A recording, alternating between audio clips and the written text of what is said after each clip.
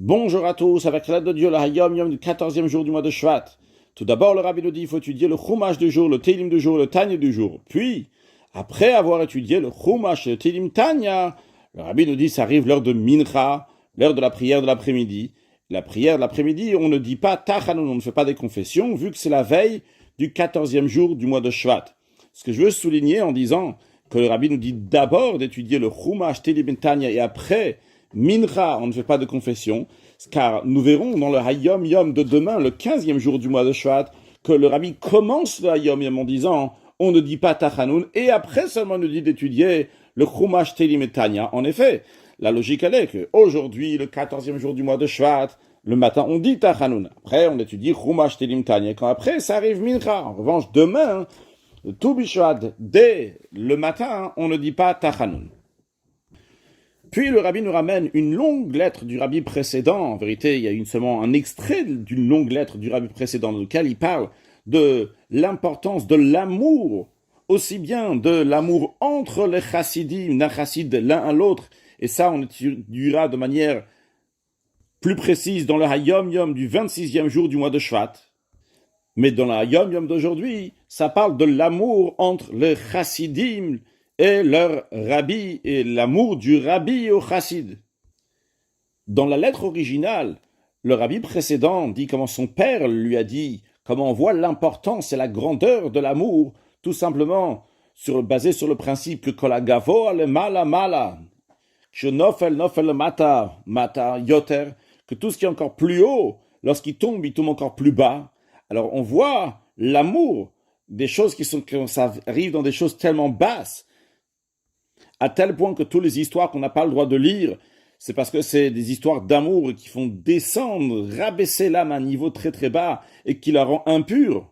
Ces histoires donc qui sont basées sur des sujets d'amour, eh bien on comprend que la source de l'amour vient d'un niveau qui est extrêmement haut et qui est très important. L'amour des chassidim envers le rabbi, le Tzemar Tzedek donne un exemple, que le Rachaman, c'est-à-dire dans le Birkat Hamazon, dans la bénédiction qu'on fait après avoir mangé du pain, on fait plusieurs Arachaman. Arachaman qui veut dire le miséricorde en faisant référence à Dieu, on demande ci et ça, etc.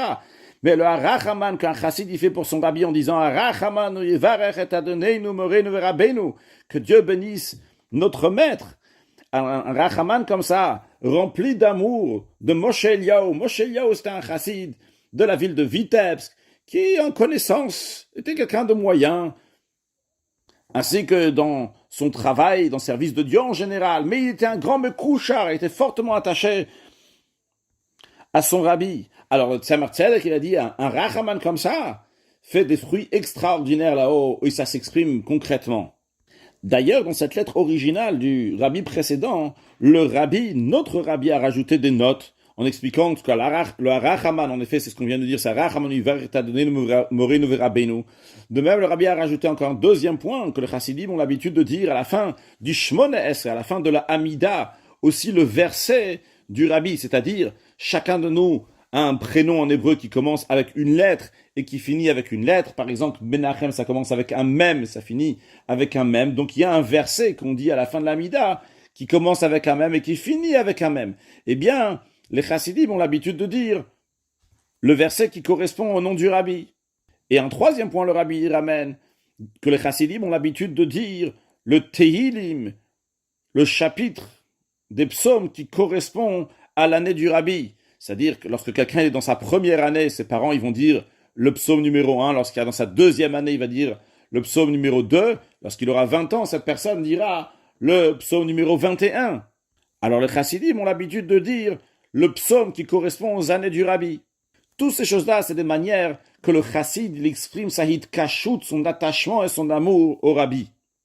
Et maintenant, sur le texte du Hayom Yom, qui nous dit que chez Kvod Gdusha, Tavoteinu, Raboteinu, Agdoshim, chez nos patriarches, nos rabbis saints, donc faisant référence au rabbi de Chabad, en plus qu'il y avait un premier point, c'était le fait d'invoquer la miséricorde divine pour les chassidim qui étaient attachés. En plus de ça, il y avait un deuxième point, c'était de penser, comme il dit dans la Yom Yom Beino le Beinatzmo, c'est que le rabbi lui-même, donc il pensait à ces mekoucharim, à ceux qui sont attachés à lui. et de penser fortement de l'amour et de l'attachement, que cet amour et cet attachement est kamaim apanim. Kamaim apanim, c'est un verset que le roi Shlomo dit, la même manière que lorsqu'on met un visage au-dessus de l'eau, eh bien l'eau va refléter ce visage. La même manière, l'amour d'une personne va refléter de l'amour chez l'autre. Donc les rabbis aussi, ils éprouvaient pour les chassidim en retour de l'affection, de l'attachement. Quelles sont les conséquences de cela? Lorsqu'on pense fortement à quelqu'un, ça éveille les forces intérieures de la personne à propos de qui on pense, comme on le voit concrètement.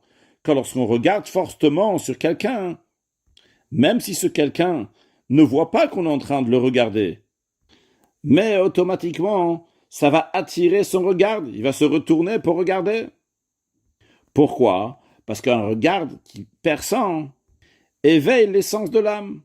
Alors de la même manière que lorsqu'on regarde quelqu'un fortement, ça fait qu'il va y avoir un retour de ce quelqu'un. De la même manière aussi, c'est dans la force de la pensée, que même lorsqu'il y a une grande distance, cette pensée-là quand même va faire un retour de la personne à qui on pense que ces deux personnes, la personne qui aime l'autre, les deux vont se trouver ensemble. Dans une de Sichot, le rabbi a dit que sûrement quand on nous dit ce message-là, c'est pour nous dire quelle est l'explication que des fois la personne s'éveille d'avoir la hidkashut, le rattachement au rabbi. Et la personne ne sait pas pourquoi soudainement ça lui est arrivé comme ça, qu'il se sent un amour envers le rabbi, un attachement envers le rabbi. Eh bien on nous dit, c'est parce que le rabbi, il a pensé à toi. Et ça fait que le chassid, kamaim apanim apanim, que lui aussi de son côté, va s'attacher et renforcer son amour au rabbi. Mais le rabbi questionne quand même, qu'est-ce que ça change de savoir d'où vient cet amour, d'où vient cet attachement? Alors le rabbi explique, basé sur ce que l'Admour Hazaken explique dans l'Ikutei Torah, qu'il y a une notion qui s'appelle Itarut Adil Eila, l'éveil du haut, et une notion qui s'appelle Itarut Adil Tata, l'éveil du bas. Il est écrit que lorsqu'il y a un éveil du haut, c'est-à-dire que Hachem il éveille la personne, eh bien, c'est pas suffisant. Il faut qu'à ce moment-là, la personne va tout de suite prendre en main et concrétiser cet éveil du haut, parce que s'il va le laisser uniquement en haut et le spirituel, eh bien, ça risque de partir avec le temps, ça va pas être durable.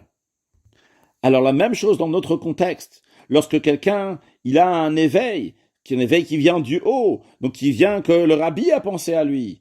Seitarut Adileila, ça vient du haut, mais lui, il doit tout faire pour concrétiser cela, pour amener ça dans des bonnes actions, et de l'amener dans la vie de tous les jours, dans chaque heure, dans chaque jour, dans chaque semaine, dans chaque mois qui va suivre après.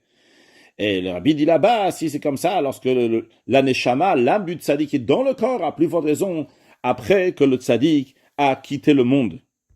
Que Dieu fasse qu'on soit toujours attaché au rabbi, à ce que le rabbi nous demande, c'est ce que Dieu nous demande de faire, et par cela, on va accueillir Mashiach Na, ou un excellent Yom.